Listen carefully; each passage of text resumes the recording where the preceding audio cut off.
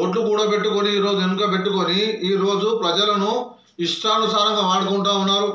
ఎప్పుడైతే ఎలక్షన్ ఆ రోజు వాళ్ళని తీసుకుపోవాలా, ఎవరినో ఒకరి ఇన్ఛార్జ్ పెట్టాలి, అరే తీసుకోరా పోయి తప్పాలో 500 అంటే 500 తీసుకున్నాడు ఏం చేస్తాడు, 300 చేతిలో పెడతాడు, 200 తీసుకొని జోలో పెట్టుకుంటాడు.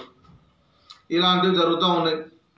అయినా కూడా మేము చూడనట్టుగానే ఊరుకున్నాము. మరి ఈరోజు మేము నా మిత్రుడు ఇద్దరం కలిసి ఇన్ని నాళ్ళ నుంచి ప్రతి వరకు నేను చేస్తూ ఉన్నాము. మరి మేము ఈరోజు పోస్ట్ ఎప్పుడు అడగలేము మిమ్మల్ని. ఈరోజు మాకు పోస్ట్ చేయమని మేము ఈ యొక్క మీకు చెప్తలేదు. మా ప్రజలకు న్యాయం చేయండి, మాకు న్యాయం చేయండి, మాకు విలువ ఇవ్వండి, మా ఓల్డ్ సిటీకి విలువ ఇవ్వండి. మీ అయితే అన్నారో ఓల్డ్ సిటీని గోల్డ్ సిటీ చేస్తాను అని, అది ఎక్కడ పోయిందని ఒకసారి నేను మిమ్మల్ని గుర్తు చేస్తూ ఉన్నాను.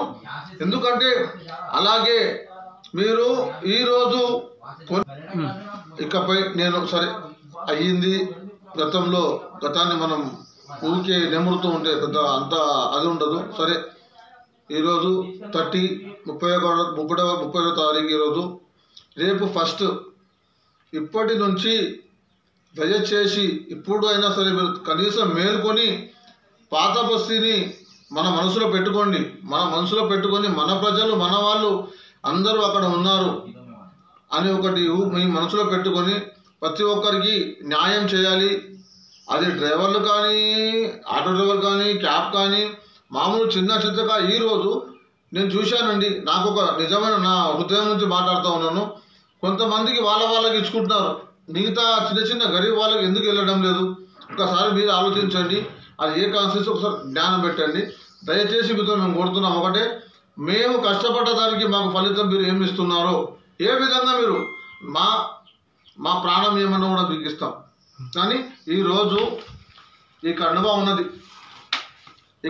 ఉన్నది మేము చూస్తేందుకు ఈ కండువా వేసుకొని ఉన్నాం. పోయి అయ్యా మాకు బిచ్చమయ్యి అని అడగాలా, లేకపోతే ఇట్లా ఊరేసుకొని 60,000 అటకాల్చుకోవాలా? అడగలేకపోతున్నాం ఈరోజు మేము. అలాంటి పరిస్థితి ఎదురుపడింది. కాబట్టి ఈరోజు మా మనస్సులో ఉన్నది మొత్తం మీకు చెప్తా ఉన్నాము.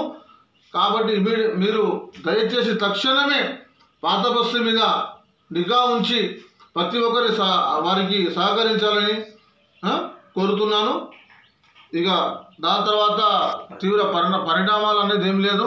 దాన్ని కొంచెం మీరు దృష్టిలో పెట్టుకొని చేస్తే బాగుంటుందని మన తెలంగాణ సీఎం కల్వకుంట్ల చంద్రశేఖరరావు గారికి, అలాగే మన వర్కింగ్ ప్రెసిడెంట్ కేటీఆర్ అన్న గారికి, అలాగే మన